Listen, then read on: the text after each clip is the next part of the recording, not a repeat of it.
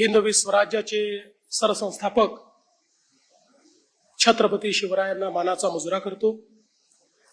भारतीय राज्यघटनेचे शिल्पकार भारतरत्न डॉक्टर बाबासाहेब आंबेडकर यांना मानवंदना अर्पित करतो। आणि आजच्या या मंडणगड येथील नवीन दिवाणी आणि फौजदारी न्यायालयाच्या इमारतीच्या उद्घाटन प्रसंगी मंचावर उपस्थित असलेले महाराष्ट्राचा गौरव आणि भारताच्या सर्वोच्च न्यायालयात सरन्यायाधीश म्हणून जे आज कार्यरत आहेत असे आदरणीय भूषण गवई साहेब, मंचावर उपस्थित असलेले बॉम्बे हायकोर्टचे मुख्य न्यायमूर्ती श्री चंद्रशेखर साहेब, महाराष्ट्राचे लोकप्रिय उपमुख्यमंत्री माननीय श्री एकनाथराव शिंदेजी, माननीय न्यायमूर्ती श्री मकरंद कर्णिकजी, माननीय न्यायमूर्ती श्री माधव जामदारजी, आमचे सहकारी पालकमंत्री उदय सामंतजी, योगेश कदमजी, श्री विनोद जाधव, प्रभारी प्रमुख जिल्हा व सत्र न्यायाधीश श्रीमती अमृता जोशी, दिवाणी न्यायाधीश, त्याचप्रमाणे बार काउन्सिलचे अध्यक्ष ॲडव्होकेट अमोल सावंत, सदस्य ॲडव्होकेट संग्राम देसाई, ॲडव्होकेट मिलिंद लोखंडे, समोर बसलेले सर्व न्यायमूर्ती, आमचे विधिमंडळातील सर्व सहकारी, सर्व अधिकारी, सर्व ज्येष्ठ वकील मंडळी आणि उपस्थित सर्व माझ्या भगिनी आणि बंधूंनो, आज खरोखर आपल्या सर्वांकरता हा अतिशय आनंदाचा क्षण आहे की मंडणगडच्या न्यायालयाचं उद्घाटन होत आहे। मगाशी शिंदे साहेबांनी देखील उल्लेख केला, 2023 साली 8 ऑक्टोबरला म्हणजे बरोबर 2 वर्षापूर्वी माननीय भूषण गवई साहेब, मी, उदयजी, आम्ही सगळ्यांनी या न्यायालयाच्या इमारतीचं भूमिपूजन केलं होतं।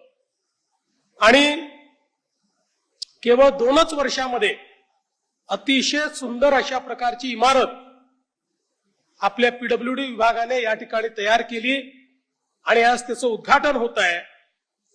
ज्यावेळी भूमिपूजनाला आलो होतो त्यावेळी गवई साहेब सर्वोच्च न्यायालयाचे न्यायमूर्ती होते आणि मी उपमुख्यमंत्री होतो। आता ते सरन्यायाधीश झाले आहेत आणि मी मुख्यमंत्री झालो आहे। त्यामुळे अर्थात मी आणि शिंदे साहेब आलटून पालटून असतो, त्याच्यामुळे असं काही आमच्यात नवल नाहीये।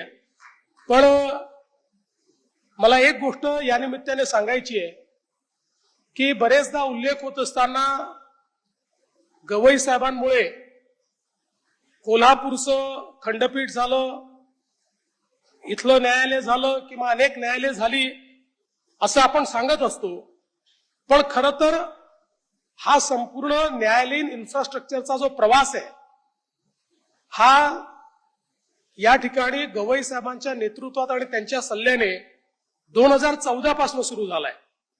ज्यावेळी 14ला मी मुख्यमंत्री झालो त्या काळामध्ये इन्फ्रास्ट्रक्चर कमिटीचे प्रमुख म्हणून किंवा वेगवेगळ्या भूमिकेमध्ये सातत्याने गवई साहेब हे सरकारसोबत, त्यावेळेचे जे कोणी मुख्य न्यायाधीश असतील त्यांच्यासोबत एक प्रकारे सरकारमधला आणि न्यायालयातला दुवा म्हणून कुठे इन्फ्रास्ट्रक्चर तयार झालं पाहिजे, कुठे इमारती तयार झाल्या पाहिजेत, त्या लवकर कशा होतील याकडे सातत्याने ते लक्ष देत राहिले। सर्वोच्च न्यायालयात गेल्यावरही त्यांनी ते लक्ष सुरूच ठेवलं आणि अर्थातच सरन्यायाधीश झाल्यानंतरही महाराष्ट्रातल्या न्यायालयीन इन्फ्रास्ट्रक्चरकडे सातत्याने त्यांचं लक्ष राहिलं। आणि याचाच परिणाम आहे की 2014 पासून 2025 पर्यंत आमच्या सरकारने जवळपास 150 न्यायालय आणि न्यायालयीन इमारती याला मान्यता दिली आणि त्याचं काम सुरू केलं आणि त्यातल्या अनेक इमारती आम्ही त्या ठिकाणी पूर्ण केल्या। आणि खरोखर केवळ गवई साहेब इथे उपस्थित आहे म्हणून मी म्हणत नाही, तर याचं मोठं श्रेय हे गवई साहेबांना त्या ठिकाणी जातं की त्यांनी सातत्याने या संदर्भात सरकारसोबत संवाद करून आणि त्यातल्या अडचणी दूर करून या सगळ्या गोष्टी आमच्याकडनं करून घेतल्या. मला याही गोष्टीचा आनंद आहे की